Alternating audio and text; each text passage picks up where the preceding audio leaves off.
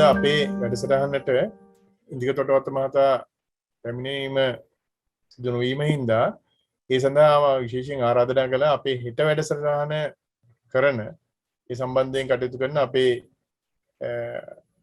පාරම්පරික වෛද්‍ය ඒ වගේම මාළවෙන වෛද්‍ය ආයතනයේ කතිකාචාර්ය කේ විජේරත්න මහත්මයාට එතුමා ආයුර්වේදය හා දේශීය වෙදකම් පිළිබඳව හෙට දිනේ කරන්න තියෙන දෙසුම එතුමාට අද දවසේ කරන්න කියලා ආරාධනා කරනවා. මොකද ඔබ හැම දෙනාගේ කාලය අපි ඉතා වටින හැටියට සලකන නිසා අපට පුළුවන් කමක් නැහැ තව ලොකු වෙලාවක් එතුමා එන්නතුරු බලා ඉන්නේ. එතුමාගේ මොකක් හරි ප්‍රායෝගික එතුමාට තියෙන යම් ගැටලු තියෙන නිසා එතුමා හෙට දිනේ අපට සහභාගීත්වය අපේක්ෂා කරමින් අපට අද වැඩසටහන ප්‍රමාද කරන්න අපහසුයි තව දුරටත්. දැනටත් සැලකිලි ප්‍රමාණයක් ප්‍රමාද වෙලා තියෙන නිසා බලාපොරොත්තු වෙනවා මේ වැඩසටහන ඉදිරියට කරගෙන යන්න අපේ විජේරත්න මහත්තයා සම්බන්ධ කරගෙන. ඒ නිසා මා විශේෂයෙන් ආරාධනා කරන්න කැමති අපේ පාරම්පරික වෛද්‍ය මාළවෙන වෛද්‍ය ආයතනයේ කතිකාචාර්ය කේ විජේරත්න මහතාට එතුමාගේ හෙට දිනේ යොදා තිබෙන දේශනය ඒ පිළිබඳ කතාවත සාකච්ඡාව අද දවසේ කරන්නට අවකාශ සලසා ගන්න. ඒ හින්දා මා විශේෂයෙන් එතුමාට ආරාධනා කරනවා දැන් මේ අවස්ථාවේ මේ කටයුත්තට දායක වෙලා අපේ අප සියලුම දෙනා පත්තුම අපහසුතාවෙන් මිදීම සඳහා මම එතුමාට ආරාධනා කරනවා මේ කටයුත්ත ඉස්සරහට ගෙන යන්න කියලා. ඊළඟ මහත්තයා ඔබතුමාට අවස්ථාව. අයිබෝන් තිරුවන් සරණයි හැම දිනාටම පියන්ත මහත්තයා මම කතා කරන එක ඇහෙනවද? ඇහෙනවා පැහැදිලිව ඇහෙනවා. අද දවසේ අපිට යම් තාක්ෂණික හෝ ප්‍රායෝගික ගැටලුවක් මුහුණ දුන්නේ. මේ වගේ වැඩසටහන් වලදී අපිට එවැනි කටයුතු සිදු වෙන්න පුළුවන්. ඒ නිසා අපි අපිට තියෙන සම්පත් පාවිච්චි කරමින් මේ කටයුතු අද දවසේ ආරම්භ කරපු දේශීය වෙදකම සහ ආයුර්වේදයේ පිළිබඳව මූලික සමාන අසමානතා හා ඒ දර්ශනයන් පිළිබඳ යම්කිසි විග්‍රහයක් කරන්න තමයි මම බලාපොරොත්තු වුණේ. මෙතෙන්දී කියන්නට ඕන මම අපේක්ෂා කරන්නේ නැහැ ආයුර්වේදයට වඩා දේශීය වෙදකම සිංහල වෙදකම නූතනයේ හඳුන්වන හෙළ වෙදකම කියලා සමහර අය උච්චාරණය කරන වෛද්‍ය ක්‍රමය වඩා ශ්‍රේෂ්ඨයි කියනවත් එහෙම නැත්නම් ආයුර්වේදයේ කොටසක් තමයි දේශීය වෙදකම සිංහල වෙදකම කියලා කියනවත් නෙමෙයි මම උත්සාහ කරන්නේ. මෙහි තියෙන කරුණු මම දන්න විදිහට මගේ ශක්ති ප්‍රමාණයට ඔබට ඉදිරිපත් කරනවා. මගේ මූලික අරමුණක් නැහැ මේයින් කොයි එකවත්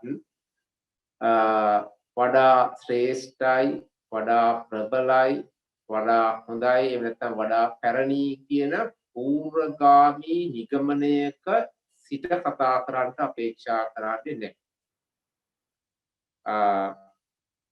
අපි මොන විදිහට කල්පනා කරත් අපේ දේශීය වෙදකම සිංහල වෙදකම මෙන්න මේක මම මුලින්ම උටි පැහැදිලි කිරීමක් කරගන්නවා. මොකද්ද මම සිංහල වෙදකම කියලා අපේක්ෂා කරන්නේ කියන්නේ. 1948 වෙනකම් වර්තමානයේ අපි ජීවත් වෙන රට හැඳින්වුවේ සිංහලයේ කියලා. 1948 දී තමයි මේ සිංහලය කියන රට 815 ගිවිසුමෙන් සුද්දන්ට බාර දීලා 1948 දී අපි බාරගත්තේ සිංහලයේ හැටියට නෙමෙයි. එතෙක් මේ රට වැසියෝ ලෝකයේ මේ රට හැඳින්වුවේ සිංහලයේ කියලා. 815 ගිවිසුමෙත් මම හිතන්නේ මගේ මතකය හැටියට සිංහලයේ හා ඊට අයත් උදෙව්වන් කියලා තමයි රූපත් රාජ්‍යයන් සහිතව උඩරට ගිවිසුමේ සුද්දන්ට බාර. ඒ නිසා වර්තමානයේ අපි ජීවත් වෙන මේ රටේ නම නිවැරදිව කියනවා නම් සිංහලේ සිංහලය කියන රාජ්‍යය තුළ ජීවත් වෙන වැසියන් සිංහලයෝ ඒ සිංහලයෝ වසර දහස් ගාණක් තිස්සේ තමන්ගේ නිරෝගී බව ආරක්ෂා කරගත්තේ ස්වස්ථතාවය රැකගත්තේ යම් වෛද්‍ය ක්‍රමයකින්ද ඒ වෛද්‍ය ක්‍රමය සිංහල වෙදකම කියලා හඳුනා ගන්නවා කියන මූලික අදහසේ ඉඳලා තමයි මම සිංහල වෙදකම කියලා මෙතෙන් සිට මම හඳුන්වන්නේ සිංහලයෝ තමන්ගේ ලෙඩ දුක් වලට කරපු ප්‍රතිකාර කරපු වෛද්‍ය ක්‍රමය. මේ වෛද්‍ය ක්‍රමයේ ඉතිහාසයට ගිහිල්ලා බැලුවත් ආයුර්වේද වෛද්‍ය ක්‍රමය කියලා ඉන්දියානු ඉතිහාසයට ගිහිල්ලා බැලුවත් අපිට දකින්න ලැබෙන මූලිකම සංකල්පයක් තියෙනවා. ඒ තමයි මේ වෛද්‍ය ක්‍රමය පිළිබඳ පුරාණෝක්ති අතීතයේ කතා සලකලා බලනකොට දෙවියෝ අතර මිනිසුන්ගේ ආයුෂයට හේතු වෙන වෛද්‍ය විද්‍යාවක් තිබුණාය කියලා. දෙවියන් අතර වෙදකම පිළිබඳ භාවිතාවක් භාෂණයක් තිබුණා. ඒ වගේමයි බුදුදහම අරගෙන බැලුවා බුදුදහමේ යම් යම් තැන්වල වෙදකම පිළිබඳ අදහස් සඳහන් වෙනවා. වේසජ්ජක්ඛන්දේ කියලා වෙනමම කොටසක් තියෙනවා. තවත් සූත්‍ර ධර්මවලත් රෝග හා රෝග වර්ගීකරණයන් දක්වනවා. ඊළඟට ලංකාවේ ජීවත් වෙච්ච අපි හැමෝගෙම ගෞරව ආදරයට ලක් වෙච්ච පුලස්ති මහා ඍෂිවරයා ප්‍රමුඛ ඍෂිවරු ඒ වගේම ආයුර්වේදයේ සඳහන් වන ධන්වන්තරි භාරද්වාජ අග්නිවේශ මේ වගේ ඍෂිවරු මේ වෙදකම ගැන කතා කරලා තියෙනවා. ඒ නිසා මේ වෙදකමේ තියෙනවා බුද්ධ භාෂිතය, දේව භාෂිතය, ඍෂි භාෂිතය කියලා ආකාර තුන. මේ ආකාර තුනක් තියෙනවා කියලා මම සඳහන් කරන්නේ එක්තරා කරුණක් හේතු කොටගෙන. ඒ තමයි බුද්ධ භාෂිතයට අනුව බැලුවත් මිනිස්සුන්ට ලෙඩ හැදෙන්න හේතු වෙන මූලික ධර්මතාවයන් තුනක් ගැන සඳහන් කරනවා. වාත සමුට්ඨාන ආබාධා, පිත්ත සමුට්ඨාන ආබාධා, සෙම්හ සමුට්ඨාන ආබාධා, ඍතු පරිණාමජා ආබාධා මේ ආදී වශයෙන් තුන් දොස් වාතය පිත්ත සෙම කියන දෝෂාත්‍රයෙන් රෝග හට ගන්න බව බුද්ධ භාෂිතයේ සඳහන් වෙනවා. බුද්ධ භාෂිතයේ විතරක් නෙමෙයි දේව භාෂිතයේ මේක තියෙනවා, ඍෂි භාෂිතයේ මේක තියෙනවා. මේ තුනේම මේක තියෙනවා කියන එකෙන් මම අදහස් කරන්නේ මේ කරුණු මේ බුද්ධ භාෂිතයේ, දේව භාෂිතයේ, ඍෂි භාෂිතයේ කියන භාෂිත තුනම ලෝකයේ තියෙන යථා ස්වභාවය තේරුම් ගන්න උත්සාහ ගත්ත, යථා ස්වභාවය තේරුම් ගත්ත දහම්. එහෙනම් ඒ දහම් තුනේම මේක සඳහන් වෙනවා කියන්නේ රෝග හට ගැනීමට මුල් වෙන වාතය පිත්ත සෙම කියන ශක්තිත්‍රය. මේක අපි පිටක ත්‍රිධාතු හැටියට, ත්‍රිදෝෂ හැටියට, ඊට පස්සේ ත්‍රිමල හැටියටත් හඳුන්වනවා. විවිධ හේතු මත, විවිධ අර්ථකථන මත. මෙන්න මේ මූලික સિદ્ધාන්තය ආයුර්වේදයටත් පොදුයි. අපි සිංහල වෙදකම කියලා හඳුන්වන වෙදකමටත් පොදුයි. ඒ වගේම ජීවීය ශරීරයක් නිර්මාණය වෙන රසවත්ත මාංශ මේදස් අස්ථි මජ්ජා ශුක්‍ර කියන සප්ත ධාතු පිළිබඳ ඉදිරිපත් කරන අදහස මේ වෙදකම් දෙකට අපේ සිංහල වෙදකමටත් ආයුර්වේදයටත් පොදුයි. ඒ වගේම පඨවි ආපෝ තේජෝ වායෝ කියන පංච මහා භූත ඊට පස්සේ චිකිත්සාවේ තියෙන දීපන පාචන චෝදන සමන චිකිත්සා ක්‍රම මූලික වශයෙන් ගත්තම සිංහල වෙදකමේ ආයුර්වේදයේ මේ දෙකම සඳහන් මම මේ දෙකම සඳහන් වෙනවා කියලා මේ ප්‍රකාශ කළේ මේ දෙකම කිසිසේත්ම වෙනස් නොවන එකම එක වෙදකමක් කියලා කියන්න උත්සාහ කිරීමක් නෙමෙයි කරන්නේ. මේ ලෝකයේ මිනිස්යන්ට ලෙඩක් හැදෙනවා නම් ඒ හැදෙන්න පුළුවන් යම්කිසි හේතුවක් ස්වභාවයක් තියෙනවා නම් ඒ ස්වභාවය තමයි වාතය පිත කප කියන තුන් දොස්. ඒ දෝෂයේ විෂම වීම රෝගයයි. රෝගස්තු දෝෂ වෛෂම්‍ය. දොස් විෂම වීම රෝගයයි. ඒ නිසා ඒ දොස් විෂම වීම කියන එක ධර්මතාවයක් නම් ඒ ධර්මතාවය අවබෝධ කරගන්න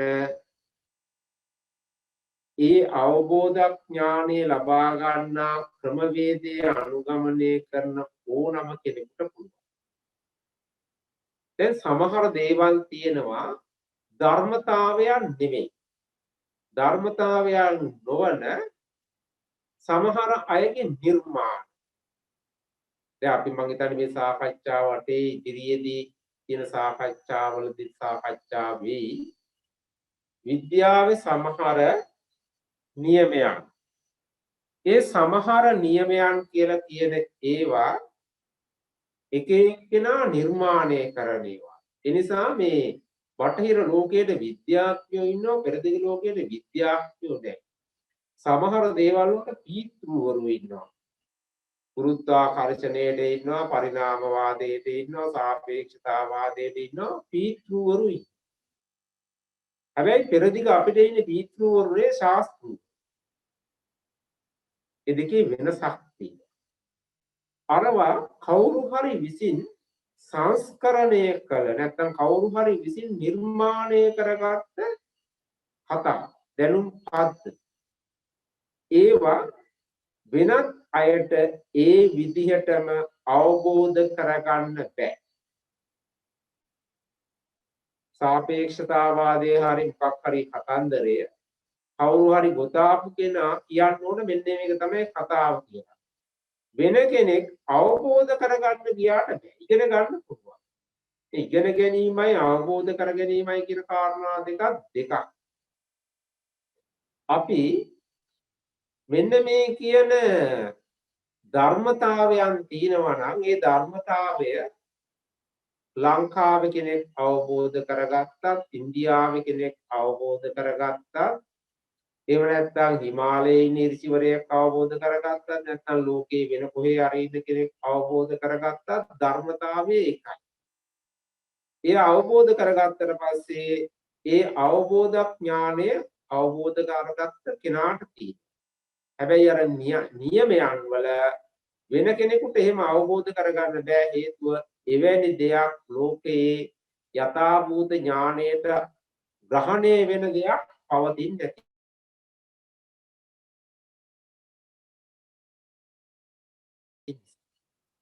ඒ නිසා ඉන්වල වෙදකමත් පදනම් වුණත් සප්ත ධාතු ආදී මත පදනම් වුණත් පංච මහා භූත දීපන පාචන ශෝධන සමන සිද්ධාර්ථ මත පදනම් වුණත් එක අනිකට වඩා පෙරපසු වෙන්නේ නැහැ. ඒකට හේතුව ඉන්දියාවේ අවබෝධ කරගත්තත් අවබෝධ කරගන්න තියෙන ඔය ටික ලංකාවේ අවබෝධ කරගත්තත් අවබෝධ කරගන්න තියෙන ඔය ටික. ඔය ටික කවුරු අවබෝධ කරගත්තත් එක තව කෙනෙකුගේ දැනුමට යට වෙන්නේ නැහැ. ඒක තමයි ධර්මතාවයේ ස්වභාවය. කවුරු අවබෝධ කරගත්තත් එකයි. ඒ නිසා ඉන්දියාවේ හිටපු ඍෂිවරු ආයුර්වේදය කියලා හඳුන්වන එකත් ලංකාවේ හිටපු ඍෂිවරු අපේ සිංහල වෙදකම කියලා හඳුන්වන එකත් එකම ස්වરૂපයක් ගැනීම මූලික સિદ્ધාන්ත හැටියට අමුතු විශේෂ දෙයක් නෙවෙයි. ඒක තමයි විය යුත්තේ වෙලා තියෙන දේ. ඒ නිසා මූලික වශයෙන් සිංහල වෙදකමේ හඳුනාගෙන තියෙන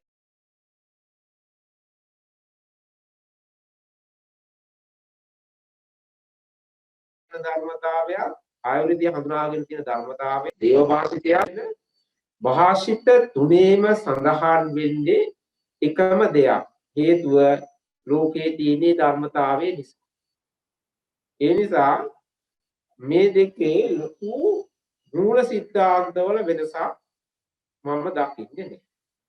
දැන් එතකොට ප්‍රශ්නයක් එනවා අපි දැන් ගොඩක් අය පුරුදු වෙලා තිනවා මේක දිහා බලන්න මේ සමහර අපේ මේ ඊටාම ඉහළ ගෞරවයට පාත්‍ර වෙන පඬිවරු සමහරවිට අපිටත් වෙදකමේ අත්පොත් කියා දීපු අය ඉන්දියාවට ගිහිල්ලා ඉගෙනගෙන ආවම ඒගොල්ලෝ හිතනවා ඒ ඉන්දියානු දේ තමයි ඉහළ දේ මුල් දේ ප්‍රමුඛ දේ.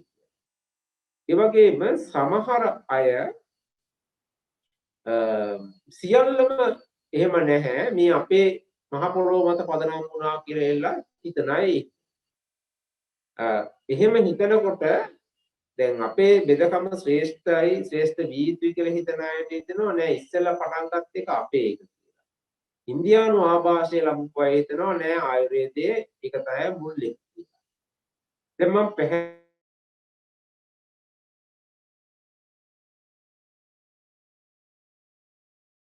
පැහැදිලි කළේ ධර්මතාවය අවබෝධ සිද්ධාන්තයේ තිබුණා තියෙන්නේ ඒ සිද්ධාන්තයේ තිබුණට එහෙන් මෙහෙට ආවද මෙහෙන් එහෙට ගියාද කියන තර්කයේ ගොඩනගන්න ගොමනා වෙන්නේ නැහැ.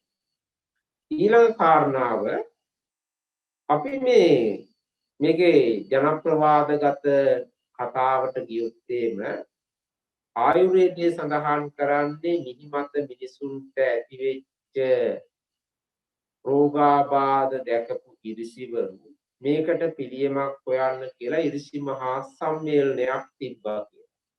ඒ ඍෂි මහා සම්මේලනයේ මුලසුනගත්ත එවකට ලෝකයේ හිටපු ඍෂිවරු සියලු දෙනා රැස් වෙච්ච මේකේ මූලාසනය දුන්නේ අපේ ලංකාවෙන් ගිය පුලස්ති මහා ඍෂිවරයා.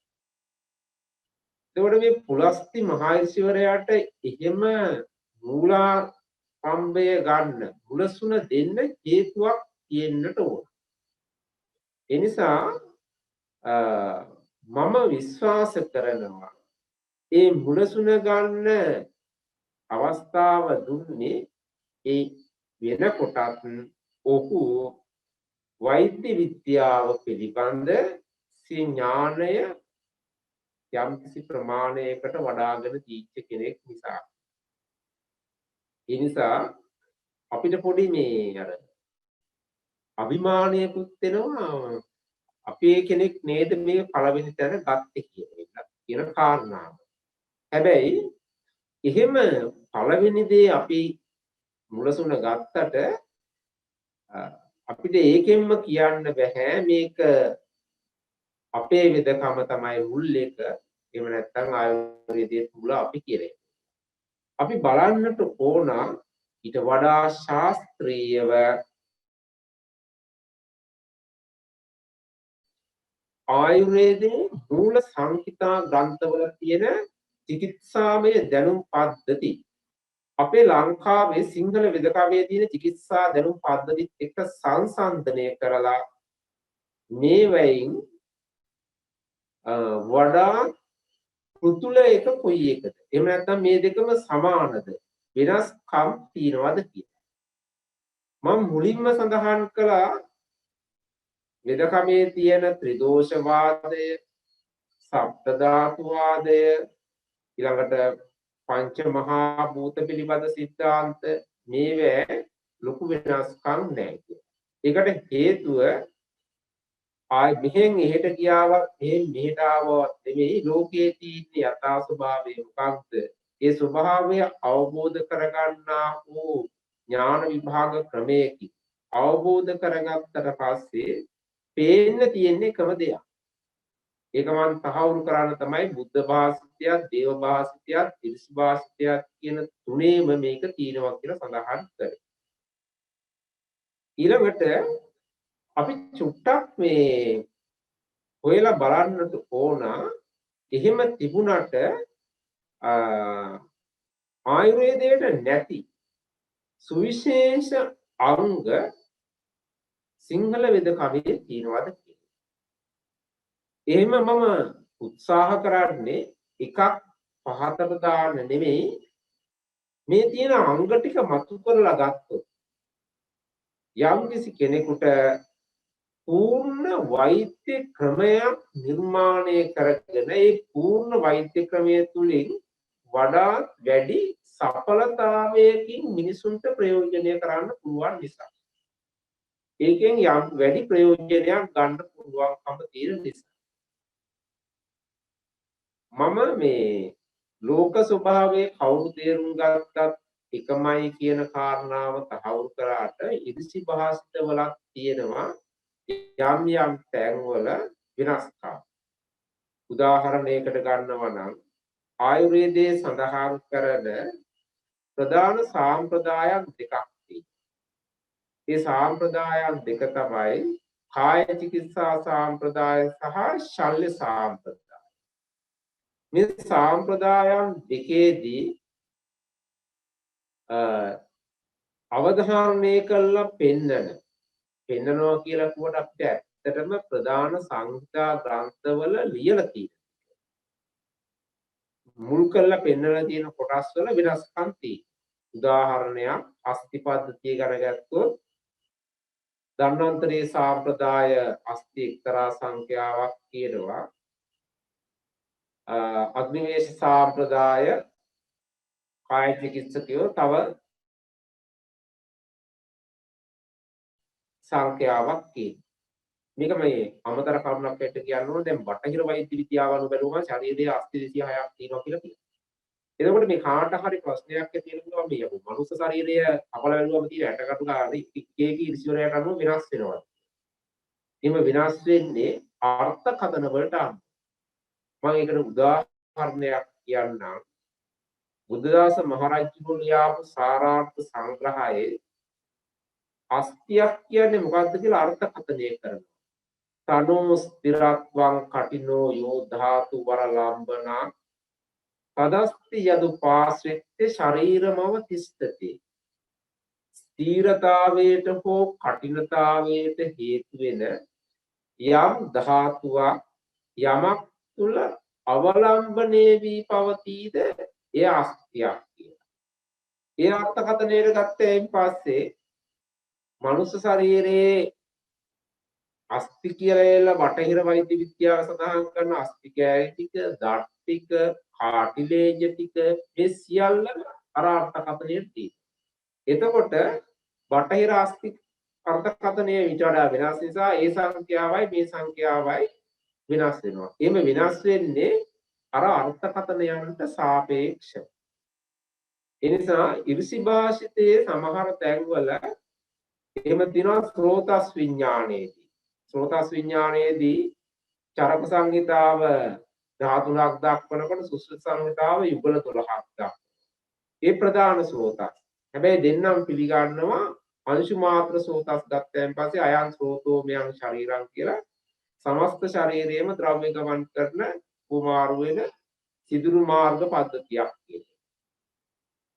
ඒ නිසා අපේ මේ ඉරිසි භාෂිත පොත්වල යම් යම් වෙනස්කම් තිබුණත් ඒවා තියෙන්නේ ලෝක ස්වභාවය වෙනස් වෙන නිසා නෙමෙයි ඒවට එකතු කරලා තියෙන අර්ථකථනයන්ට අනුවයි කියන එක මට පැහැදිලි කරගන්න. ඒ නිසා එන්නේ අර්ථකථනයන්ට අනුව බලනකොට මනුස්ස ශරීරයකට ප්‍රතිකාර කරනකොට දේශීය වෙදකමේ සහ ආයුර්වේද වෙදකමේ මම මෙතනින් ඔබට ගිහිල්ලා චුට්ටක් උත්සාහ කරනවා මගේ දැනුමේ ප්‍රමාණයට බටහිර වෙදකම සසඳීමක් කරන්න. අපි පුංචි උදාහරණයක් බලමු. දැන් බටහිර වෙදකමේ මොනවා හරි දෙයකට හේතුවක් හැටියට ඒගොල්ලෝ හේතු දකින්නේ පරිබාහිර හේතු. උදාහරණයක් කියන්නම් බෝල් ලෙඩක් හැදුනයින් පස්සේ ලෙඩේ ඒගොල්ලෝ අර්ථකථනය කරනවා වෛරසයක් බැක්ටීරියාවක් දිලීරයක් ප්‍රොටෝසෝවාවක් මොකක් හරි ශුද්‍ර ජීවියෙක්. ඊළඟට සිංහල වෙදකමේ ආයුර්වේදයේ පොදු සාධකයක් තියෙනවා. ඒ තමයි මේ දෙකේම සඳහන් කරන්නේ පරිබාහිර සාධකයේ නිසා නෙමෙයි ලෙඩේ හැදෙන්නේ. අභ්‍යන්තර සාධකයක්. ඒ දෙකේම කියන්නේ දෝෂකෝපතාවයේ රෝග හට ගන්නවා කියන. ආයුර්වේදයේ කියනවා රෝගස්තු දෝෂ වෛසම්‍යං දෝෂ විසම වීමෙන් රෝග හට ගන්නවා කියලා එල්ලා සිංහල වෙදකමේ ඊටත් ගැඹුරින් කියනවා රෝ කියන්නේ හිරුට ක කියන්නේ ගමනේට හිරුගේ ගමනේට අනුව ශරීරයේ තුන් දොස් වෙනස් වීම රෝගයයි කියලා. වෙලා තුනොත් මම පැහැදිලි කරනවා මේක ආයුර්වේදිකට වඩා ගැඹුරු වෙන්නේ කොහොමද කියලා. ඒ නිසා පරිබාහිර සාධක වලට බටහිර වෛද්‍ය ක්‍රමයේ වෙදකම් කරද්දී අභ්‍යන්තර සාධක වලට නැත්නම් ධර්මතාවයන්ට තමයි අපේ වෙදකමේ වෙදකම් කරන්නේ. ඒ වෙදකමේදී බටහිර වෙදකමේ ද්‍රව්‍ය ශරීරගත කරනවා. ඒගොල්ලෝ සමහර දේවල් අඩු වුණාම ලෙඩ කියනවා. සමහර දේවල් වැඩි වුණාම ලෙඩ කියනවා. උදාහරණයක් විටමින් ඌනතාවයන්, යකඩ ඌනතාවයන් ඒ වගේ ඒවා නිසා ලෙඩ හට ගන්නවා. ඒ නිසා ඒගොල්ලෝ ඊට අනුරූප ද්‍රව්‍ය ශරීරගත කරනවා. හැබැයි අපේ ආයුර්වේදයේ සහ සිංහල වෙදකමේ කියන දෙකේම ද්‍රව්‍ය ශරීරගත කරන එක කරනවා. අපිත් දෙනවනේ ගුලි, කල්ක, අරිෂ්ඨ, ආසව, බස්න, රසායන මේ වගේ ಜಾති අපි යොදනවා. හැබැයි අපි යොදන්නේ ඊට වඩා වෙනස් අර්ථයකින්. ද්‍රව්‍යයක් ශරීරගත කරන්නේ ද්‍රව්‍ය යෙදීමේ කියන අර්ථයෙන් නෙමෙයි. ද්‍රව්‍ය කියන්නේ හුවමාරු මාධ්‍යයක් විතරයි. ශක්තිය ශරීරගත කරන්නයි අපි කරන්නේ. මම උදාහරණයකින් පැහැදිලි කරන්නම්. අපි සෙම් අමාරුවක් හැදුනම දැන් පහුගිය කාලේ හැමෝම දන්න සුප්‍රසිද්ධ උදාහරණයේ සෙම් රෝගය ඉඟුරු කොත්ත මල්ලි දෙන්න. බටහිර අය ඉඟුරු කොත්ත මල්ලි දුන්නොත් එහෙම ඉඟුරු කොත්ත මල්ලි වලින් හොඳ වෙන හැටි හොයන්න ඒගොල්ලෝ මේ ඉඟුරු විශ්ලේෂණය කළා කොත්ත මල්ලි විශ්ලේෂණය කළා මොනවා හරි රසායනික ද්‍රව්‍යයක් හොයන්න. හැබැයි අපි ඉඟුරු කොත්ත මල්ලි ගන්න ඒකින්ද නෙමෙයි රස ගුණ වීර විපාක ප්‍රභාව කියන පදාර්ථ පහක්. රසය, ගුණය, වීරය, විපාකය, ප්‍රභාවය. උෂ්ණ වීර ද්‍රව්‍ය දෙකක් යොදනවා අපි සෙම සීතල නිසා. සෙම නැති කරගන්න. ඒ නිසා අපේ වෙදකමේ අපි ද්‍රව්‍යයක් ශරීරගත කරන්නේ ද්‍රව්‍ය අනුසාරයෙන් ශක්තිය ශරීරගත කරනවා. උන්න බටහිර වෛද්‍ය ක්‍රමයේ තුල ද්‍රව්‍ය ශරීරගත කරද්දී සිංහල වෙදකමේ ආයුර්වේදයේ දෙකේදීම ද්‍රව්‍ය ශරීරගත කරනවා ද්‍රව්‍ය අනුසාරයෙන් ශක්තිය ශරීරගත කරනවා. හැබැයි මේ ආයුර්වේදයේ සහ සිංහල වෙදකමේ තව වෙනස්කම් තියෙනවා. පොඩි කාලේ මට මතකයි අපේ අම්මලා අපිට මොනවා හරි උද්දරාජ කල්ප ටිකක් හරි බෙහෙත් ටිකක් ඉංග්‍රීසියෙන් නීපෙනියෙන් හදනකොට දිය කරනකොට අම්මා දිය කරන්නේ දැන් නම් ඉංග්‍රීසි වෙදකමේ නම් මොකක් හරි හැන්දක් උපකරණයක් බාහිර උපකරණයකින් තමයි ඒක කරන්නේ. සිංහල වෙදකමෙත් අපිට තියෙනවා වංගදියේ තියෙනවා මෝගා තියෙනවා කොටනේව අඹරනේව තියෙනවා කල්ල යන්ත්‍ර තියෙනවා. හැබැයි අපේ අම්මලා කරපු ක්‍රමයක් තමයි වෙද ඇඟිල්ලෙන් තමයි බේත් දීපු. උන්න සිංහල වෙදකමේ වෙනස්. බටහිරයේ ද්‍රව්‍ය ශරීරගත කරද්දී සිංහලත් ආයුර්වේදයේ දෙකේදීම ද්‍රව්‍ය සහ ද්‍රව්‍ය අනුසාරයේ ශක්තිය ශරීරගත කරද්දී සිංහල වෙදකමේ ශක්තිය ශරීරගත කරනකොට වෛද්‍යවරයාගේ ගුණය වෙද ඇඟිල්ල ගත්තේ ඒකයි. අපේ තියෙනවා අතේ ඇඟිලි ඔය නාඩි බලනකොට එහෙම තියෙනවා 1 වෙනි 2 වෙනි 3 වෙනි වෙද ඇඟිල්ලට කියලා එල්ලෙලා අතේ මේ මහපට ඇඟිල්ල ඉඳන් ගත්තයින් පස්සේ දෙක දබර ඇඟිල්ල මැදගිල්ල ඊළඟ එක වෙද ඇඟිල්ල. වේත්‍ය කරේ පැරැන්නෝ සිංහල වෛද්‍ය ක්‍රමේ ඒ ඇඟිල්ලේ. ඒකට හේතුවක්. ඒකට හේතුව තමයි අපි වෛද්‍යවරයාගේ ශක්තියත් මේකට එකතු. මේවා අපි නූතන ආයුර්වේදයේ ඉරිසිභාෂිත තැන්වල දකින්නේ නැහැ. නූතන ආයුර්වේදය කියලා අපි හඳුනා ගන්නා තියෙන එක වර්තමානයේ නම් අර බටේර වෛද්‍ය ක්‍රමයේ ස්වරූපේම ගන්න උත්සාහ ගනිමින් ඉන්නවා. ලොකු සටනක් කරනවා වෙද මහත්තයා දොස්තර මහත්තයෙක් බවට පරිවර්තනය වෙනවා. හැබැයි ඒක සිංහල වෙදකමේ ඊට වෙනස් අර තමන්ගේ වෙද ඇඟිල්ල පාවිච්චි කරන්නේ වෛද්‍යවරයා සතු ශක්තියත් ඒකට එකතු කරලා. කාට හරි හිතෙන්න පුළුවන් මේ වෙද ඇඟිල්ලෙන් ගත්තම කොහොමද ශක්තිය එහෙම වෙන්නේ කියලා. මම අභ්‍යාසයක් කියන්නම් මේක අහගෙන ඉන්න අපේ ශ්‍රාවකයන්ට ඔබ නිකන් ඉන්න වෙලාවක මේ වැඩේ කරලා බලන්න. ඔබේ මැණික් කටුව මුල තියෙනවා අතින් ඇල්ලුවාම ස්පන්දනයේ දැනෙන රුධිර නාලයක්. අංගුස්තතු මූලේතු යාදමනී ජීවසාක්කින් සම්ප්‍යෝස්නං සුඛං දුක්ඛං ඤේයං කායස්ස පණ්ඩිතයි කියලා සංස්කෘතයෙන් කියනවා. මහපොට ඇඟිලි මුල නවනාතනට හරිමින් දෑගුලක් අල්ලා ඉන්නේ පිට 1 වෙනි 2 වෙනි 3 වෙනි වෙද ඇඟිල්ලට ක්‍රමයෙන් ගැහී දනුවා පිටෙන් නාඩියට කියලා සිංහලෙන්. මේක බලන්න මේ ස්පර්ශ කළා ඔබේ ඇඟිලි තුනටම එකම විනාඩියක් ඇතුළත එකම සංඛ්‍යාවක් මේ ස්පන්දනය දැනෙන වාර ගන්න. දබර ඇඟිල්ලට මැද ඇඟිල්ලට මැද ඇඟිල්ල. ඔබ සූක්ෂමව නිරීක්ෂණය කළා බැලුවොත් ඔබට පෙනේ මේ ඇඟිලි තුනට දැනෙන සංවේදනය වාර ගානක් වෙනස් වෙනවා. ඒ නිසා අපි මේ හිතාගෙන හිටියට අපේ ශරීරයේ අපි හිතන් ඉන්න විදිහටම මේ ක්‍රියාත්මක වෙනවා. මම තව උදාහරණයක් කියන්නම්. මෙතන අහන් ඉන්න හැමෝම තමන්ගේ දකුණු අතේ වම් අතුලත් කමක් නැහැ පිටියල්ල හරවන්න.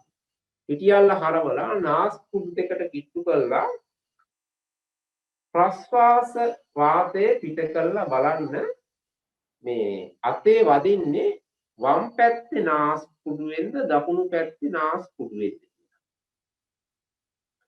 ඕක ඔබ ගෙදර ඉන්නවා නම් ඔබේ අම්මා සහෝදරිය බිරිඳ කවුරු හරි කාන්තාවකටත් බලන්න ඒ වෙලාවෙම කරන්න කියන්න.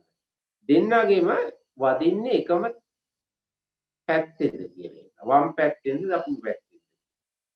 ඔබ හරියට නිරීක්ෂණය කළොත් කාන්තාවන්ගේ වදින පැත්තෙන් නෙමෙයි පිරිමින්ගේ වදින්නේ. පිරිමින්ගේ වදින පැත්තෙන් නෙමෙයි කාන්තාවන්ගේ වදින්නේ. හැබැයි යාමයක් ඉක්මලා ගියාට පස්සේ ආයිසරයක් බැලුවොත් ඔබ බලපු පැත්ත මාරු වෙලා තියෙනවා. අපිට නාස්පුඩු දෙකක් තුනට දෙකෙන් එක ලෙස අපි හුස්ම ගන්නෙ නැහැ කියන එක මම හිතන්නේ බොහෝ අය අත්දැකලා නැහැ. අපි හිතන් ඉන්නේ එහෙම ගන්නවා කියලා. නමුත් එහෙම නැහැ කියන එක අත්දැකලා නැහැ. ඔබට බලන්න.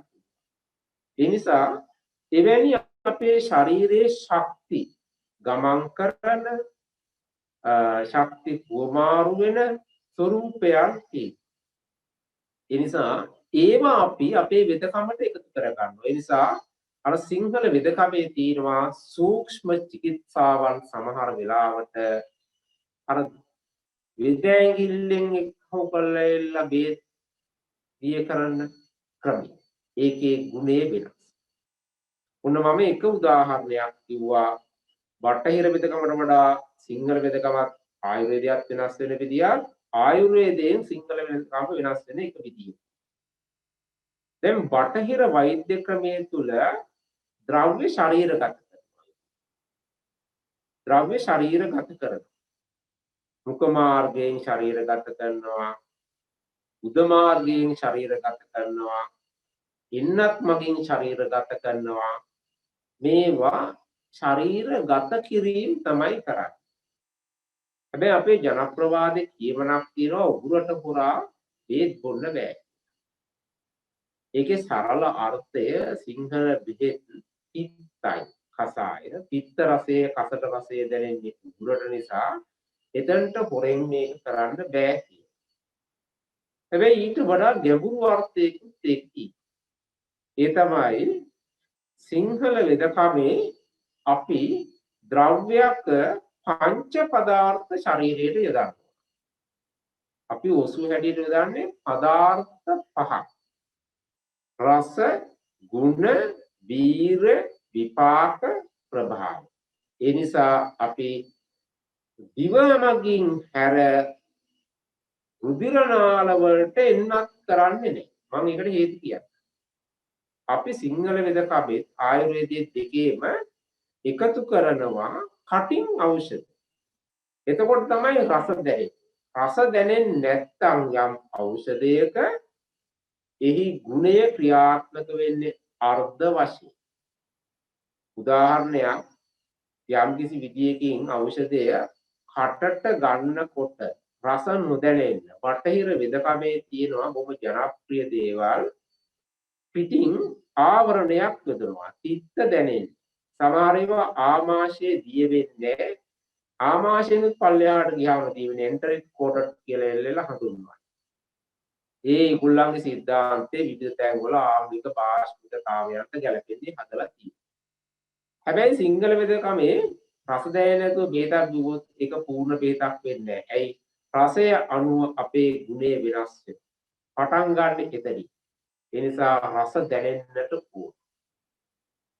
ඔබට නිකමටවත් මේ ප්‍රශ්නේ ඇති වුණාද මම දන්නේ නැහැ. ඔබ දන්නවා ආයුර්වේදයේ සඳහන් වෙනවා ලේ ඉවත් කරන රක්ත මෝක්ෂණ ක්‍රම 4ක්. ආයුර්වේදයේ මේ ශරීරයේ විච්ඡේදනය කළා ශල්‍ය ශාස්ත්‍රයේ ස්නායු ශිරා ධමනි වෙන් කළා තියෙන්නේ කපලා නෙමෙයි. ගසා යන දියපාරක ජල ස්තරයට හේති යන්නේ. කැපුවොත් එහෙම කැපිලා අයින් වෙන්න පුළුවන් කියලා. ඒ තරම් සූක්ෂමව මේක කරලා තියෙනවා. හැබැයි අපි කිසි විටකවත් රක්ත මෝක්ෂණය කරාට ලේ වලට එකතු කරන්නේ නැහැ. පිටින් ලේ වලට දාන්නේ. දැන් මේ දවස්වල ජනප්‍රිය මාතෘකාවනේ එන්නත අපි එන්නත් කරන්නේ. ඒක හේතුව අපිට එන්නත් කරන්න බැරි හින්දා නෙමෙයි. සූක්ෂම උපකරණ හදන්න බැරි වෙච්ච හින්දා නෙමෙයි. තා සූක්ෂම ක්‍රම ආයුර්වේදයේ තියෙනවා. සිංහල වෙදකමේ තියෙනවා. එහෙම බැරි හින්දා නෙමෙයි අපි එන්නත් එකතු කරන්නේ නැත්තේ. අපි සප්ත ධාතු වලට පිළිවෙලින් එකතු කරන්නේ. රස, රක්ත, මාංශ, මේදස්, අස්ථි, මජ්ජා, ශුක්‍ර. මේ සප්ත ධාතු වලින් රස ධාතුවට තමයි අපි ඖෂධ එකතු කරන්නේ. රස ධාතුව අග්නියෙන් පැසවලා පුරා ගන්නවා. බටහිර වෙදකමේ ඖෂධ ශරීරගත කරද්දී අපේ වෙදකමේ අපි ඖෂධය ශරීරගත කරනවා නෙවෙයි පුරා ගන්න සලස්වන. ඔන්නෝක තමයි මට කියන්න ඕන දෙච්ච වෙනස්කම. ඒගොල්ලෝ ශරීරගත කරද්දී අපි පුරා ගන්න සලස්වන. ඇයි අපි එක ධාතුවක් පන්නලා උත්තර ධාතුවකට ඇතුල් කරන්නේ නැත්තේ? එහෙම ඇතුල් කරන්නේ නැත්තේ ඒ ධාතුවේ අග්නියෙන් පැසෙව්වට පස්සේ සාර භාගයේ විතරයි උත්තර ධාතුවට යන්නේ. රස ධාතුවට දුන්නට පස්සේ උරාගෙන රස ධාතුව අග්නියෙන් පැසවලා සාර භාගය ඊළඟ ධාතුව වෙච්ච රක්ත ධාතුවට යනවා. නොපැසවූ කිසිවක් රක්ත ධාතු ගත වෙන්නේ නැහැ අපේ වෙදකම. ඒ නිසාම බටහිර වෙදකමේ එන්නත් කරන්නේ උපද්‍රවකාරී හේතුව තමයි නොපැස වූ ද්‍රව්‍යයක් රස ධාතුවේ පැසවපු නැති එකක් තමයි රක්ත ධාතුවට යන්නේ. නොපැස වූ එකක් ඇතුළු වීම හින්දා නූතනයේ කියන ඔය කොරෝනා වලට විදින එන්නතේ තියෙන ලේ කැටි කැසවීම, ලිංගික අප්‍රාණිකත්වය, හෘදයාබාධ, අංශභාග, නැනෝරු බෝලා මේ කියන කිසිවක්ම නැති වුණා. සියලු එන්නත් මම කියනවා උපද්‍රවකාරී හේතුව තමයි රස ධාතුවක් නියෙන් පැසවලා නොවේ රක්ත ධාතුවට යන්නේ. අපි ශරීරයට පුරා ගන්න සැලැස්සුවා, පුරා ගන්න සලස්සපු නිසා අපේ යොදන ඖෂධ කිසි විටකවත් උපද්‍රවයක් ඇති කරේ නැහැ. පැසවල සාර භාගයේ විතරයි පුරා ගන්න. අසාර භාගයේ හැමතිස්සෙම ධාතුවෙන් අයින් වෙලා යන මල හැටියට. මේ මල ශෝධනය කරන ක්‍රමයකුත් අපේ වෙදකමේ දීපන පාචන ශෝධන සමන චිකිත්සා යන්නේ. ඒ නිසා බටහිර වෛද්‍ය ක්‍රමයට වඩා ඒගොල්ලෝ ද්‍රව්‍ය ශරීරගත කරද්දී අපි ද්‍රව්‍ය ශරීරයට පුරා ගන්නට සලස්වනවා. මෙන්න මේක තමයි වෙනස. පුරා ගන්න සලස්සන්න බටහිර වෙදකමට තේරෙන්නේ ද්‍රව්‍ය උරා ගන්න ආහාර ජීර්ණ පද්ධතිය. හැබැයි ආහාරය ගත්තයින් පස්සේ ආහාර ජීර්ණ පද්ධතියෙන් උරා ගන්නවා කිව්වට ඒගොල්ලොත් පිළිගන්නවා සමහර වෙලාවට වස විස හමහරක විසරණයෙන් යනවා. අපි පිට තියෙන ස්ථාන පහක් තියෙනවා පහෙන්ම ද්‍රව්‍ය ශරීරගත කරන්නේ. ඒ ද්‍රව්‍ය ශරීරගත කිරීම පිට තියෙන ස්ථාන පහෙන් හැමෝම ආහාර ජීර්ණ පද්ධති දන්නවා සම දන්නවා. මම විශේෂ තැනක් කියනවා ඇස. ඇසෙන් අපිට පුළුවන් ද්‍රව්‍ය ශරීරගත කරන්න. මම කියන්නම් ආයුර්වේදයේ නැති සිංහල වෙදකමේ තියෙන ඇසෙන් ද්‍රව්‍ය ශරීරගත කරන අපි හැමෝම දන්නවා අපේ පැරණි ගැමියන්ගේ සිරිතක් තිබුණා ගෑනු ළමයෙක් වැඩි වී පැමුණාම දොරකොඩ තැඹිලි ගහක් තිබ්බා. ඒ තැඹිලි ගහ ඉඳන්නේ ඇයි? ඒ තැඹිලි ගහ ඉඳන්නේ විශේෂ හේතුවක් තියෙනවා. ඒ තමයි දැන් නම් මේවා ගණන් ගන්නෑ. පැරැන්ම මේවා හරියට අනුගමනය කර සිටි. ඒ ගෑනු දරුවා වැඩි වී පැමුණාට පස්සේ ටික කාලයක් ගිහිල්ලා දීඝතල ගිහිල්ලා ළමයෙක් හම්බ වෙන්න ඉන්නකොට අපේ සිරිත තමයි මහ ගෙදරට එන්නේ. අවුරුදු කීපයක් ගිහිල්ලා දරුවෙක් හම්බ වෙන්න ලෑස්තිලා මහ ගෙදරට මේ දැරිවිය එනකොට අර ඉඳපු තැඹිලි ගහ ලොකු වෙලා දැන් ගෙඩි හැදෙන්නේ නැහැ. එතකොට ගේ දොරකොඩ දැක්කයින් පස්සේ උදේට පේන්න තියෙන්නේ තැඹිලි ගහ. මේක දකින්නකොට මොකද්ද වෙන්නේ? තැඹිලි වර්ණයයි ආලෝචක පිටය අතර සම්බන්ධය නිසා අන්න උපදින්න ඉන්න දරුවා ප්‍රසාද රූපයේ සහිත දරුවෙක් බවට පත් වෙනවා. ඒ කියන්නේ රූපේ ලස්සන කරලා අපි බියුටි කල්චරල් කියන එක අම්මගේ බඩේ ඉන්නකොට කරපු වැඩක්. අද මේවා මේ සබන් ගාලා, කුයර ගාලා, තට්ටු හොදලා, බේත්තල වලින් අපලා කරන වැඩ. හැබැයි අපි අතීතයේ මිනිස්සු මොනතරම් ගැඹුරින් මේවා තේරුම් ගත්තද කියන උදාහරණයක් මම කියනවා. ඒ නිසා අපේ සිංහල වෙදකමේ තියෙනවා ද්‍රව්‍ය ශරීරගත කරන, ශක්තිය ශරීරගත කරන සුවිශේෂ ක්‍රම. ඒ නිසා ආයුර්වේදයේ අර ජනප්‍රියව තියෙන පංච කර්ම වලින් ඔබට ගිය තැනුත් අපේ තියෙනවා. මම තව උදාහරණයක් ඒක කියන්නම්. පෞද්ගලික කාලේ මමත් තව වෛද්‍යවරු කණ්ඩායමකුත් එක්ක අපි සාමාන්‍යයෙන් මගේ අත්දැකීමක් මේක අපි මාස කිහිපයකට සැරයක් ඈත ගමකට යනවා. ඒ ගම්වල මිනිසුන්ගේ ජීවන රටා අධ්‍යයනය කරන්න. එම ගිය වෙලාවක බලංගොඩ රාස්සගල කියන ගමේ එක් වයසක අම්මා කෙනෙක් කියනවා අපි අහුවා පුංචි දරුවන්ට බේත් දෙන්නේ කොහොමද කියලා අත දරුවා. තෙමක් හැදුරයින් පස්සේ ඉඟුරු කම්බිනිස් ටිකක් විකල වෙලා නාභියටයි කනටයි පිළිගන්න. මේ අපි ද්‍රව්‍ය ශරීරගත කරපු විදිහ. නාභියටයි කනටයි පිටින. ඉන්බෙන් පස්සේ සෙම්මාබාධ උදරාබාධ හොඳ වෙනවා. නාභිය හරහා ද්‍රව්‍ය හුමාරු කිරීම වාතයේ මකින් කරපු ක්‍රමයේ මේ. ඒ නිසා වමන විරේචන නැස්සේ වස්ති රක්ත මොක්ෂ කියන පංච කර්මයේ ආයුර්වේදයේ ප්‍රසිද්ධව තිබුණාට අපේ සිංහල වෙදකමේ තියෙනවා සූක්ෂමව ද්‍රව්‍ය ශරීරගත කරන ක්‍රම. ඒ නිසා ආයුර්වේදයේ සමහර වෙලාවට නැති සිද්ධාන්ත අපේ සිංහල වෙදකම තුළ තියෙනවා. අපි මේ හැමෝම දන්නවා ආයුර්වේදයේ චිකිත්සාවල තියෙන ප්‍රධානම ක්‍රියාවලිය තමයි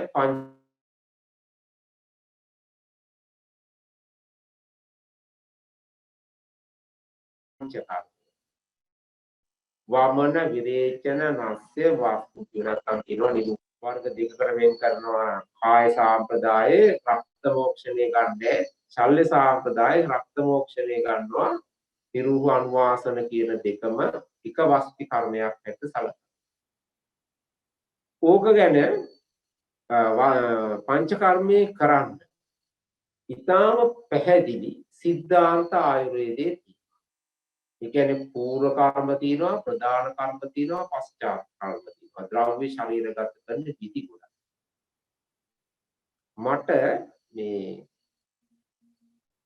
සංසාරේ ලොකු කුසලයක් ලැබිලා තිබුණා. ඒ තමයි වැස්සකටවත් විශ්වවිද්‍යාලයකට යන්න ලැබිලා. ඒ හින්දා ඔය ආයුර්වේද දෙපාර්තමේන්තුවේ උගන්වන පංචකර්ම ඉගෙන ගන්න මට සිද්ධ වෙන්නේ මේ කොහේ හරි වෙදමාතුන්ගේ ගෙවල් වල ගිහින්. මම ලංකාවේ දන්න විදිහට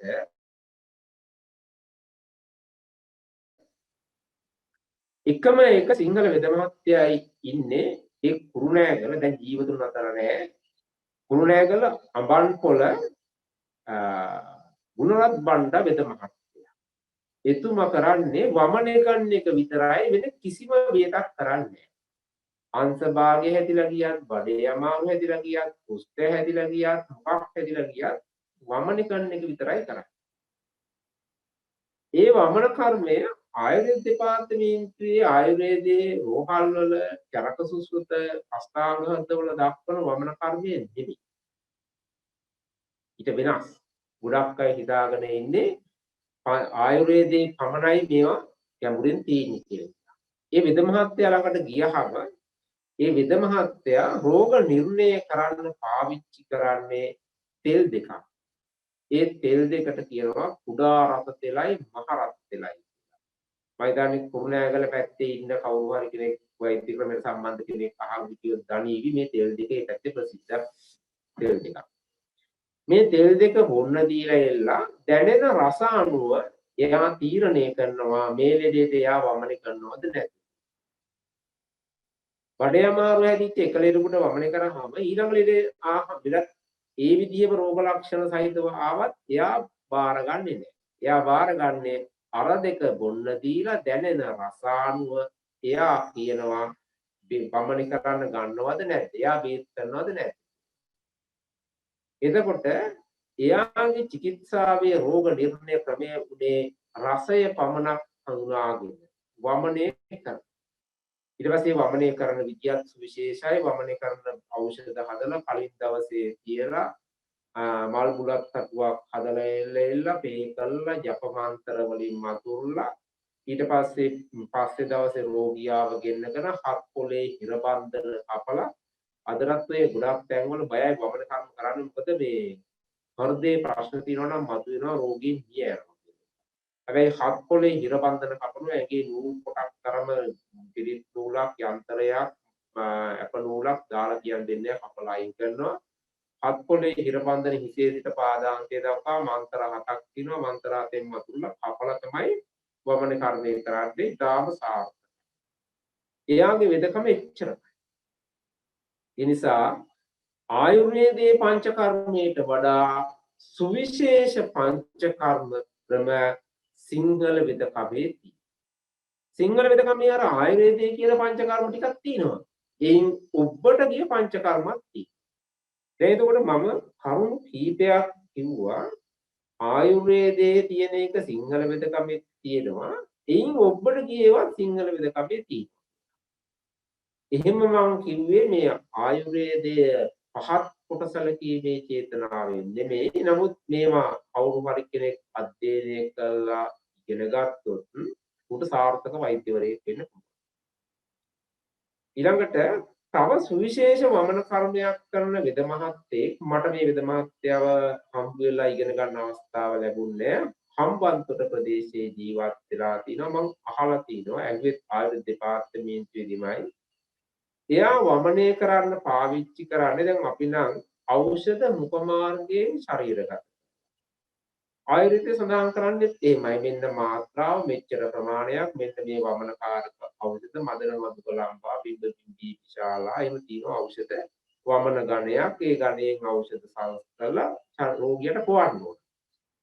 ඒ වෙද මහත්තයා කරන්නේ පොවන එක නෙමෙයි ධනිස්සේ යටිපැත්තේ පිහින්දක් ගැට ගහනවා ගැට ගැහුවට පස්සේ නිලයක් එකෙනෙහි වමනය කරනවා.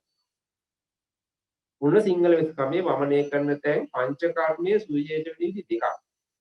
මට මතක විදියට 1997 හෝ 8 දේශීය වෛද්‍ය ක්‍රම පිළිබඳ ජාතික ආයතනෙත් තමයි මේක මේ වෛද්‍යවරු කිව්වේ ආයුර්වේද දෙපාර්තමේන්තුවේ වකට හිටපු නිලධාරීන්ගේ හා වෛද්‍යවරුන්ගේ තර්කය වුණේ ඒක මේ වමන කර්මයට විරුද්ධයි.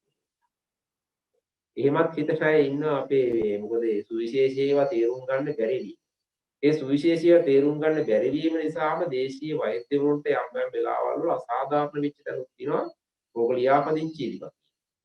ඒ නිසා අපි ඒකත් සාකච්ඡා කරන්න ඕන දේශීය වෛද්‍යවරුන්ගේ ඒ දැනුම සහිත අයට ඒවා විනිශ්චය කිරීමේ අවස්ථාවකුත් දෙන්න ඕන. දැන් මම සඳහන් කරේ අර සූක්ෂම චිකිත්සාවලදී ආයුර්වේදයේ නොදකින සමහර දේවල් දේශීය වෙදකමේ ප්‍රධාන චිකිත්සා වෙච්ච පංචකර්මයේ ආයුර්වේදයේ දකින්න නැති වෙන සිද්ධාන්ත දේශීය වෛද්‍ය ක්‍රමයේ තුල තියෙනවා. ඒ නිසා මේ ක්‍රම දෙක මගින්ම තහවුරු කරලා පෙන්වන්නට පුළුවන්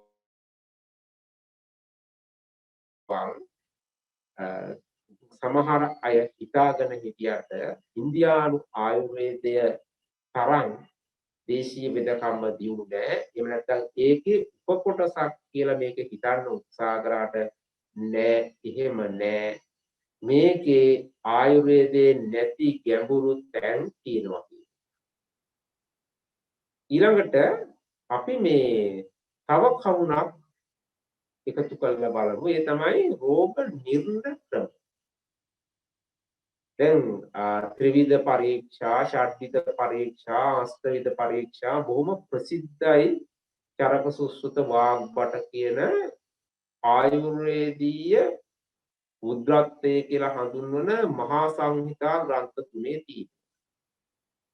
හැබැයි මේ වෙලාවේ මට මතක් වෙන එක කතාවක් මේක පත්තරයක ගිය ලිපියක තීච්ච එකක් සිංහල වෛද්‍යවරයෙක් සම්බන්ධ එකක් නෙමෙයි ලංකාවේ බටහිර වෛද්‍ය විද්‍යාව හදාරපු සිංහල වෛද්‍යවරේ ලෝක සෞඛ්‍ය සංවිධානයේ යම් වැඩසටහනකට සම්බන්ධ වෙන්න එයා ඉන්දියාවට ගිහින් තියෙනවා. එයා තම අත්දැකීම දිවයින පත්තරේ මට මතකයි 1998 විතර වගේ මේක ලියලා තිබුණේ.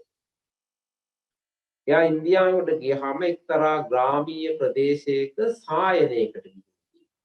ඒ සායනයට ගියාම මේ ප්‍රදේශයේ ඉන්දියානු නියෝජිත කණ්ඩායමේ අය මේ ලංකාවේ කෙනාව හඳුන්වලා දුන්නට ඒ මිනිස්සු දන්නේ නැහැ ලංකාව කොට හරියට. ඒකට කියලා තිනවා මේ රාවණ රජුරුවන්ගේ රටේ කෙනෙක්. මොකද ඉන්දියාවේ ගොඩක් අය මේ ලෝකේ හඳුනාගන්නේ සමහරවිට මහා භාරතයෙන් රාමායණයෙන් හොයයි. ඒ වෙලාවේ එතන හිටි සියලුම රෝගීන් මේ බටහිර වෛද්‍යවරයා ළඟට ඇවිදලා කිසිවක් කතා නොකර තමන්ගේ අත දික් කරනවලු බෙහෙත් කියන්නේ. හේතුව රාවණ රජුරුවන්ගේ රටේ මිනිස්සුන්ට අත බලලා ලෙඩ කියන්න පුළුවන්. මේක ස්පර්ශ චිකිත්සාව කියලා එල්ල ආයුර්වේදයේ තියෙනවා කියලා කෙනෙකුට හිතන්න පුළුවන්. ඒ වුණාට අපි මේ හුදාකාරව දන්නවා ලංකාවේ සුවිශේෂ නිපුණතාවයක් තියෙන අය ඉන්නවා. අත බලලා කිසිම ප්‍රශ්නයක් අහන්න නැතුව ලෙඩ කියන්න පුළුවන් අය. මම මුලිනුත් නාඩි කර අර අපේ නාඩි බලනකොට සංස්කෘත ශ්ලෝකයක් හා සිංහල කවියක් දෙකක්ම කිව්වා. මේක එතකොට අෂ්ටාංග හෘදේ ආයුර්වේදයේ සඳහන් වෙනවා. මේක සිංහල වෙදකමේ සඳහන් වෙනවා කියලා කාට හරි කියනවා. ඔබ ආයුර්වේදයේ තියනවා නේද? හැබැයි නාඩි ප්‍රකාශ කියන වෛද්‍ය ක්‍රමය රාවණ රජුගේ නිර්මාණයක් කියන එක මේ ජනප්‍රවාද කතාවක් තියෙනවා. මම මේ ජනප්‍රවාද කතා ඉස්මතු කරලා තර්කයක් හැටියට ගුරු කරන්න කියනවා නෙමෙයි. හැබැයි මට සෙවණගල ඔය සෙවණගල සීනි ෆැක්ටරියේ තියෙන ගාමේ 1999 දී වෛද්‍යවරයෙක් හම්බ වෙනවා. එතුමන්ගේ තාත්තට කියන්නේ සුරුට්ටු වෙද මහත්තයා. හේතුව තමයි හවස පන්සලට ගියාම සුදු සුරුට්ටුවක් ඔප්පු ඇල්ලුවාම කාලා තියෙන දවල්ට කාපු ඕනම දෙයක් ඕනම කෙනෙක්ගේ කියනවා අතාරලා. එහෙම සුවිශේෂතා තියෙනයි මට ඕන තරම් හම්බ වෙලා තියෙනවා. නමින් කියන්න පුළුවන් මාළඹේ හිටිය වෛද්‍ය කොස්තා වෙද මහත්තයා කාසල් රෝහලේ දරුවෙක් හම්බ වෙන්න හිටපු අම්මා කෙනෙක්ව ස්කෑන් කරලා එල්ලලා නියුන් දරු උපතක් කියලා තමයි කියලා තියෙන්නේ. වෙද මහත්තයා ඇගේ එක්තරා තැනක සුවිශේෂ නාඩියක් බලනවා. මම මේ වෙලාවේ සඳහන් කරන්නේ බලලා කිව්වා මන් දන්න විදිහට නම් එක්කෙනයි කියන්නේ. මාත් එක්ක කියනවා වෙද මහත්තයා එකෙක් නම් කාසල් එකේ හම්බුණා අනික කොහේ හම්බුණාද දන්නේ නැහැ. මොකද හම්බ වෙනකොට ඉඳලා ඉන්නේ ඒ තරම් සුවිශේෂ හැකියාවක සුවිශේෂ පූර්ණ චිකිත්සා රෝග නිర్ణය ක්‍රමයක් හැටියට නාඩි වෛද්‍ය ක්‍රමය ප්‍රගුණ කරේ සිංහල වෙදකම තුල. ඒකේම ප්‍රගුණ කිරීමක් මම දන්න විදිහට ආයුර්වේදයේ තුල ඒ ප්‍රගුණ කිරීම කරන්නට විශේෂ ක්‍රමවේදත් සිංහල වෛද්‍ය ක්‍රමයේ තුල තියෙනවා. ඒක එක් ගුරුකුලවල අය සඳහන් කරන්නේ තමන්ගේ ගුරු ශිෂ්‍ය පරම්පරාවට විතරක් දෙන නිසා මම ඒ ක්‍රම පිළිබඳ ඥාන විභාග පිළිබඳ සඳහන් කරන්නේ. නමුත් අපේ සිංහල වෙදකම තුල ඊටාම ගැඹුරින් තියෙනවා රෝග නිర్ణය ක්‍රම සමහර වෙලාවට ආයුර්වේදයේ නැහැ. ඉන්කක් අර වමන කර්මයේ කරනකොට මම සඳහන් කරපු තෙලමුන්න දීලා විතර වෙලා ලැබෙන රසය අනුව ගන්න චිකිත්සාව. ඒක එක. ඊළඟට දැන් බොහෝ වෙලාවට අපි වෙදකම් වලදී මොනවා හරි දෙයක් එකතු කරන එකනේ කරන්නේ. අපේ සිංහල වෙදකමේ තියෙනවා එකතු කරලා කරන චිකිත්සා නෙමෙයි ඉවත් කරලා කරන චිකිත්සා. උදාහරණයක් කෙම. කෙම කියන එකේදී ශබ්දයේ ක්‍රමේ විතරයි. ශබ්දය අයින් කරනවා. සමහරවිට ශබ්දේ විතරක් නෙවෙයි රූපෙත් අයින් කරනවා. නොපේන වෙලාවට යන. කාටවත් පේන්නේ නැති වෙලාවකට ගමන් කරන්නේ. ඖෂධ ගන්න කියන්නේ. එහෙම කියන්නට හේතුව සමහර දේවල් එකතු කිරීමේ චිකිත්සාවක් වගේම සමහර දේවල් ඉවත් කිරීමේ චිකිත්සාවකුත් අපේ සිංහල වෙදකම තුළ ගැඹුරින් තියෙනවා. ඒවා තමයි අපේ පැරැන්නන්ගේ විශේෂයෙන් ඔය අධ්‍යය තියෙන තැන්වල කෙම් හැටියට අපි තියාගෙන හස්තසාර ප්‍රතිකාර හැටියට පාවිච්චි කරනවා. මේක සිංහල වෙදකමේ තියෙන සුවිශේෂ ලක්ෂණ. ඊළඟට මේ අපි බටහිර වෙදකම තුල නූතනයේ පාවිච්චි වෙන තාක්ෂණයත් එක්ක බලනකොට අපේ සිංහල වෙදකමේ පාවිච්චි වෙන සමහර දේවල් දැක්කම මිනිස්සුන්ට හිතෙන්න පුළුවන් මේවා මොන සරල වැඩද මෙච්චර දියුණු දේවල් තියෙද්දි ඇයි මේවා පාවිච්චි කරන්නේ මේ යල් පැන ගිය ක්‍රම නේද කියලා. හැබැයි මේ බටහිර වෛද්‍ය ක්‍රමයකට හිතා ගන්නවත් බැරි. අදටත් හිතා ගන්නවත් බැරි සමහර දේවල් අපි අපේ වෙදකමේ කරන. එකට මම උදාහරණයක් කියන්නම්. දැන් බටහිර වෛද්‍ය ක්‍රමයේ තුල ශරීරයේ ගෙඩියක් හටගත්තයින් පස්සේ කපලා ඉවත් කරන ශල්‍ය චිකිත්සාවක් තියෙනවා. ආයුර්වේදයේ ඉතාම ප්‍රබලව ශල්‍ය චිකිත්සාවක් තියෙනවා. බටහිර ශල්‍ය චිකිත්සාව සම්පූර්ණයෙන්ම මම හිතන විදිහට ආයුර්වේදයේ ශල්‍ය වෙදකම් මත තමයි පදනම් වෙලා තියෙන්නේ. අපි අහලා තියෙන විදිහට සුශ්‍රූතාචාර්යවරයාගේ ඡායාරූපෙත් සමහර තැන්වල පාවිච්චි කරනවා කියනවා. මොකද ශල්‍ය වෛද්‍ය විද්‍යාවේ 50 60 දන්වන්තරීලා සුශ්‍රූතව සඳහන් කරන නිසා. හැබැයි කොච්චර ප්‍රබල ශල්‍ය වෙදකමක් තිබුණත් සමහර වෙලාවට අපේ වෙදකමේ අපි වෙදකම් කරන ශල්‍ය කර්ම කරන්නේ ඒ දවස්වල. සමහර දවස් වලට අපි වෙදකම් කරන්නේ. ඒකට හේතුවක් තියෙනවා. අපි ශරීරයට ද්‍රව්‍ය යොදනකොට ශරීරයෙන් ද්‍රව්‍ය ඉවත් කරනකොට කරුණු දෙකක් බැලුවා. විස කලාවයි අමෘත කලාවයි. අංගුට පතුල බොලටය දන රහස් තන නාභිය ලය තනය උගුරද ගහන තැන ඇස කන බැම නලල මුදුනතෙහි වන් තැන පවසම් සපුනි පුරයට විස කලා දැන මහපට ඇඟිල්ලේ මුදුන ඉඳලා හිස් මුදුන දක්වා පුරපක්ෂයේ දින 15ට විස කලාව පිහිටන 15 පොලක් අවපක්ෂයේදී මේක අනිත් පැත්තෙන් ගමන් කරනවා. කාන්තාවන්ගේ වම් පැත්තෙන් වම් කකුලෙන් පටන් අරගෙන හිස් මුදුනට ගිහලා දකුණු කකුලෙන් බැහැලා යද්දී පුරුෂයන්ගේ දකුණු කකුලෙන් පටන් අරගෙන වම් කකුලෙන් බැහැ. ඒ නිසා හිසේ විස කලාව තියෙන කිසිම වෙලාවක අපි නාස්න කරලා ද්‍රව්‍ය ඉවත් කළේ නැහැ. හිසේ සැක්කම් කළේ නැහැ. එහෙම කළොත් ඒවා උපද්‍රවකාරී. මගේ මතකයේ තියෙන පුංචි කාලයක කතාවකුත් එකට එකතු කරන්නම්.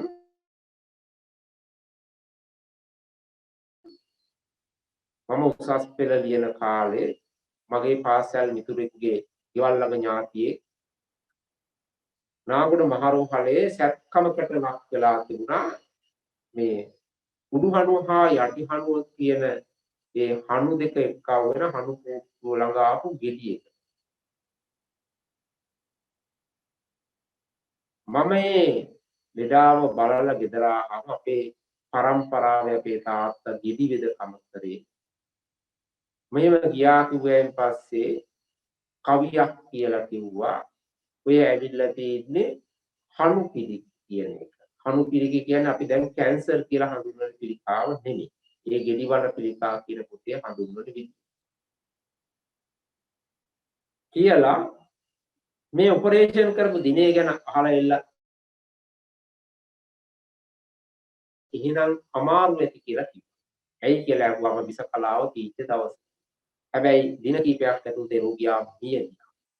සිංහල වෙදකමේ අපි වෙදකම් කරනකොට පාවිච්චි කරන මෙවැනි සිද්ධාන්ත බටහිර වෙදකම්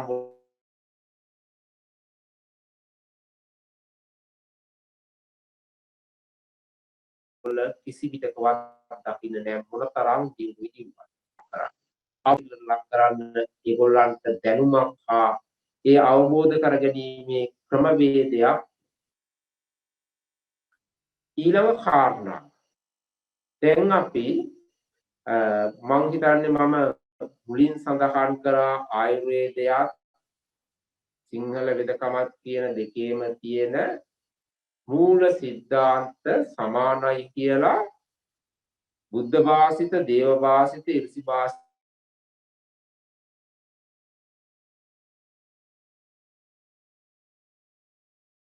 තුනටම ඒකට හේතුවක් මං කිව්වා ඒවත් ධර්ම කරගත්තත් අවබෝධ. ඊළඟට මං කිව්වා ඒ චිකිත්සා සාම්ප්‍රදායන් තුළදී අනුගමනය කරන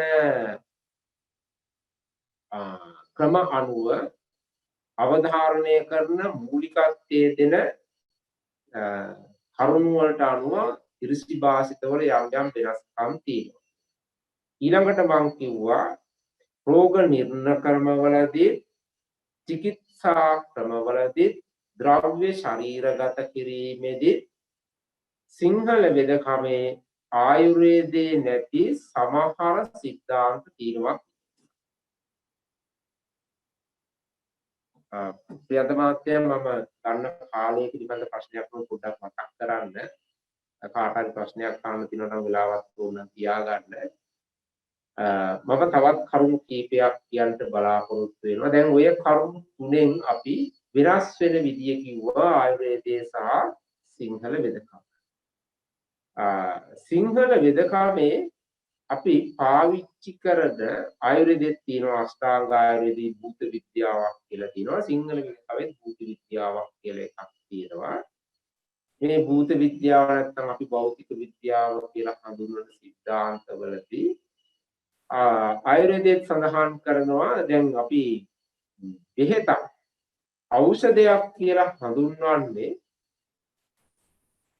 බටහිර වෛද්‍ය විද්‍යාවට අනුව නම් මොකක් රසායනික ද්‍රව්‍යයක් මොනවා හරි එක එක නම් වලින් හඳුන්වනවා ලතින් භාෂාවෙන් හරි ග්‍රීක භාෂාවෙන් හරි මොකක් හරි රසායනික ද්‍රව්‍යයක් මූල ද්‍රව්‍යයක් මම මුලින්ම සඳහන් කරා සිංහල වේදකමේ ආයුර්වේදයේ මේ ද්‍රව්‍ය අනුසාරය ද්‍රව්‍ය උපයෝගී කරගෙන ශක්තිය ශරීරගත කරනවා.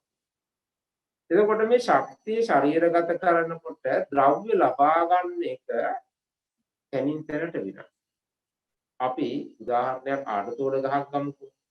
අපිට හැමතැනම තියෙන ආඩතෝඩ ගහ ඒ විදිහට ගන්න බෑ. බටහිර වෛද්‍ය විද්‍යාවට නම් ආඩතෝඩ ගහ කොහෙන් ගත්තත් ඒකේ මොකක් හරි රසායනික ද්‍රව්‍යයක් තියෙනවා නම් ඒක ගහෙන් ගත්තත් ඒ නැත්තම් කෘත්‍රිමව සංශ්ලේෂණය කරත් එකම ගුණයෙන් ඕන කියලා තමයි ඒගොල්ලෝ කියන්නේ. හැබැයි අපි එහෙම කියන්නේ නැහැ. අපි මේක ගහෙන් වෙන් කරලා ගන්න බෑ කියලා කියනවා ආයුර්වේදයේ සිංහල වෙදකමේ දෙකේදීම මේවා ගන්න තැනුත් කියලා තියෙනවා. ආයුර්වේදයේ කියලා තියෙනවා ගන්න තැන් සිංහල වෙදකමේ කියලා තියෙනවා මේවා අරගන්න ඕන මෙන්න මේ තැන් ද්‍රව්‍ය ගතේ තැන් නුගතේ තැන් තියෙනවා වාල්මීකි කුක්ෂිතානෝප සමස්ථානෝතර මාර්ගය ජන්තුවක් නිහිමව ව්‍යාප්තාන ඖෂධයන් කාර්ය සාධිතක් කියලා ඖෂධ නොගන්න ඕන කියලා. දැන් වනේ පර්වතයේ මැදේජ ගංගා තීරයේ ශිලාස්ත්‍රේ මේ විදිහට මේ තැන් වලින් ගන්න ඕන කියලා. ඊළඟට ගන්න ඕන වෙලාවල් තියෙනවා. ගන්න ඕන කාලයක් තියෙනවා. ගන්න ඕන දින තියෙනවා. මෙන්න මේ දිනයන්ට වෙලාවන්ට කලාවන්ට අනුව වෙනස් වෙනවා ද්‍රව්‍ය. ඒ වෙනස් වෙනකොට ඖෂධීය ගුණය වෙනස් වෙනවා. මෙන්න මේවා පැරණි සිංහල වෙදකමේ ඉතාම ගැඹුරින් සඳහන් කරලා එලා තියෙනවා. මෙන්න මේ තැන්වල ගන්න එපා. මෙන්න මේ විදිහට බේත් ගන්න. මෙන්න මේ තැන් මේ දවස්වල ගන්න. මේ පැත්තෙන් ගන්න. මේ දිශාවෙන් ගන්න. මේ වෙලාවෙන් ගන්න. ඊළඟට මෙතන ඉන්න ගොඩක් අයට නුහුරු හා නුපුරුදු කතාවක් මම කියනවා. ඒ තමයි මම මුලින්ම සඳහන් කරා බුද්ධ භාෂිතයක් තියෙනවා, දේව භාෂිතයක් තියෙනවා, ඍෂි භාෂිතයක් තියෙනවා.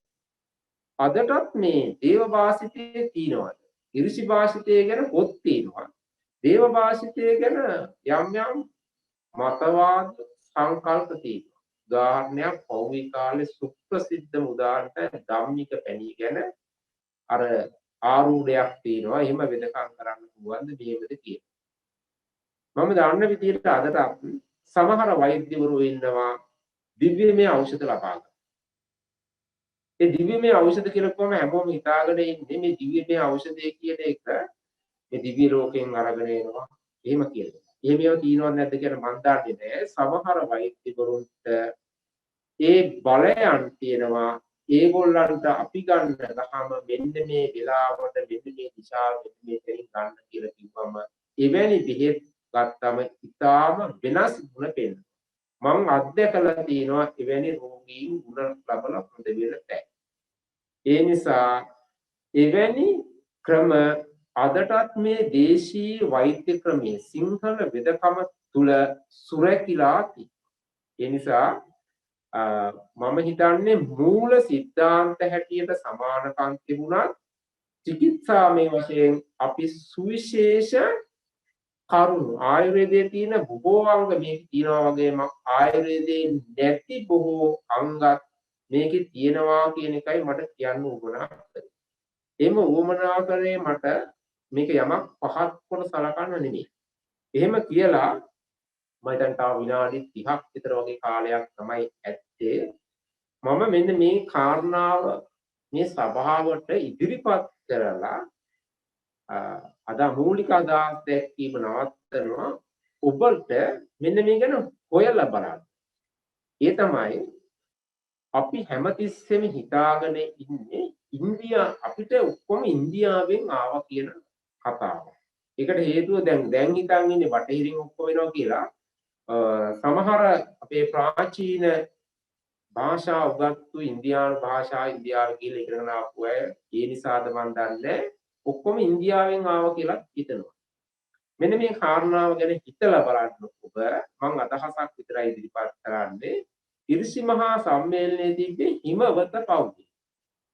හිමවත කියන්නේ හිමාලය නෙමෙයි මම හිතන්නේ. හිමාලය කියන්නේ වනාන්තරයක්. හිමවත පවුල කියන්නේ එක තැනක්. එතකොට මේ ඉරිසි මහා සම්මේලනයේ මුලසුන ගත්තේ පුලස්ති මහා ඉරිසිවරයා නම් පුලස්ති මහා ඉරිසිවරයා මුලසුන ගත්ත ඉරිසි සම්මේලනයේ තිබ්බ හිමවත මොකක්? අපේ ජනප්‍රවාදයක් තියෙනවා ලස්සන හිමවතේ මාවි පැසෙන්නේ දුක් දෙන වන සතුන් පන්නා හරින්නේ කියලා කවියක්. අපේ ලංකාවේ හිමවත් දෙකක් තියෙනවා. එකක් තමයි ලකේගල අනිත් එක තමයි ශ්‍රීපා. මාවි අදටත් පැහැෙන ප්‍රධාන ප්‍රභේදයක් ඇත්ත සලකන්නේ. ප්‍රධාන ගංගා හතර පටන් ගන්න සමල්ල අඩවියේ ඉඳලා. ඒ නිසා අපි හොයලා බලන්නට ඕන අපේ නූතන උගත් දෙපැත්තටම බර වෙන්නේ නැතුව මධ්‍යස්ථව කටයුතු කරලා බලලා මේ ඉතිහාසය අපේ සිංහල වෙදකමේ ඉතිහාසය අපිට අනන්‍ය වූ එකක්ද කියන කාරණාව. ඒකෙදී බුදු ධර්මතාවයන් තියෙන්නේ දෙගොල්ලම ලෝකේ කවුරු අවබෝධ කරගත්තත් ධර්මතාවයන් එක නිසා.